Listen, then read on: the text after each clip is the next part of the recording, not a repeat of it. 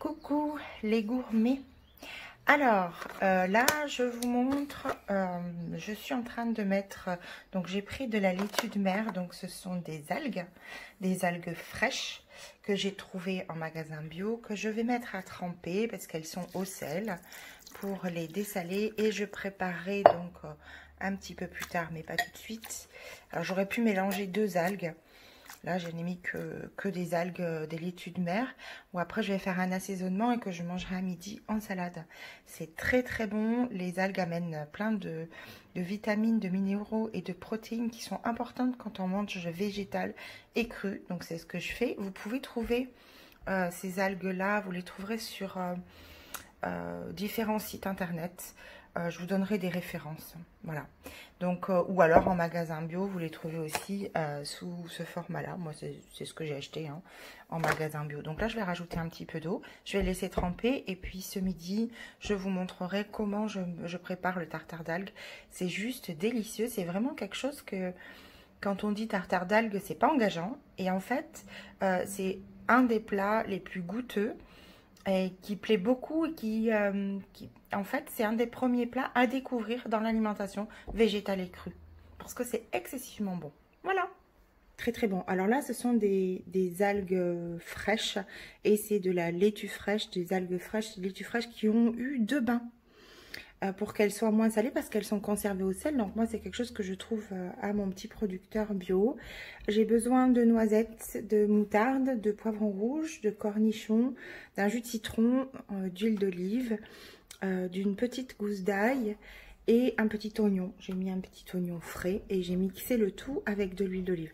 Donc je vous montre un petit peu plus loin comment j'ai réalisé ce délicieux tartare d'algues parce que c'est vraiment très très goûteux. C'est très très bon. C'est une source de protéines qui est absolument extraordinaire. On peut le consommer tous les jours. Et ça, c'est quelque chose que je vais pouvoir consommer et conserver facilement une semaine, que je pourrais mettre sur des salades ou en accompagnement. C'est vraiment... Voilà, allez, on regarde comment on réalise tout ça. Donc là, je vais mettre un demi-oignon. J'ai des oignons frais là en ce moment. Ils sont juste géniaux. Donc là, je mets à peu près l'équivalent d'un demi-oignon. Je vais mettre en fait tout ce que je veux broyer assez finement avant de mettre mes algues. Donc ce sont des algues fraîches que j'ai moi aujourd'hui. Donc je mets des cornichons. Je vais mettre une gousse d'ail. Je vais mettre quelques noisettes. Voilà, une poignée de noisettes. Et puis je vais mettre un petit peu de poivron rouge. Voilà. Donc là, je vais mixer le tout au robot. Hop. Je vais mettre avec la main.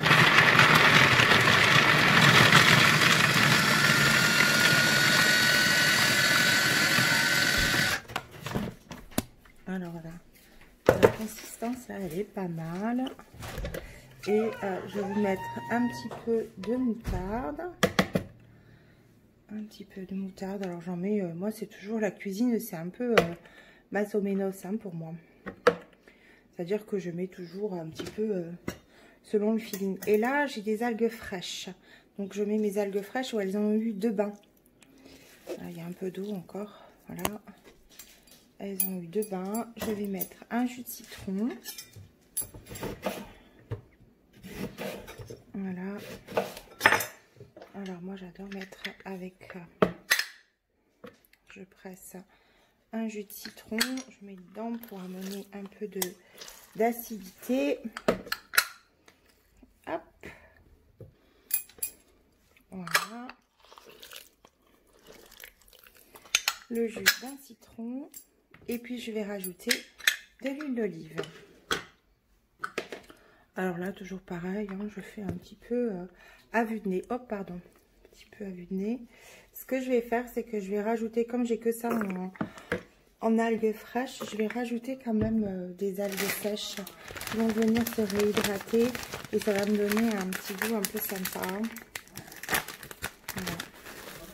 Donc je mélange différentes algues sèches et fraîches. Et là, donc, je vais mettre un petit tour de la moesse. Allez.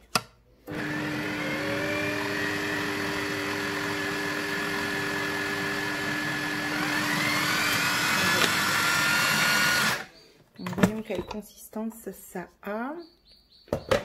Là, c'est sympa. Moi, j'aime bien quand c'est un petit peu épais comme ça. Ça manque peut-être un petit peu de gras. Alors, je vais goûter pour rectifier l'assaisonnement. Et voilà une source de protéines assez sympathique. Alors, je vais me chercher une fourchette. C'est super bon. C'est vraiment super bon. Donc voilà, un tartare d'algues que je vais pouvoir manger et qui est une source de protéines. Donc je vais le mettre. Oh là là, qu'est-ce que c'est bon. C'est ça. Mis mon tartare d'algues et je vais le mettre donc dans mon saladier pour pouvoir le consommer.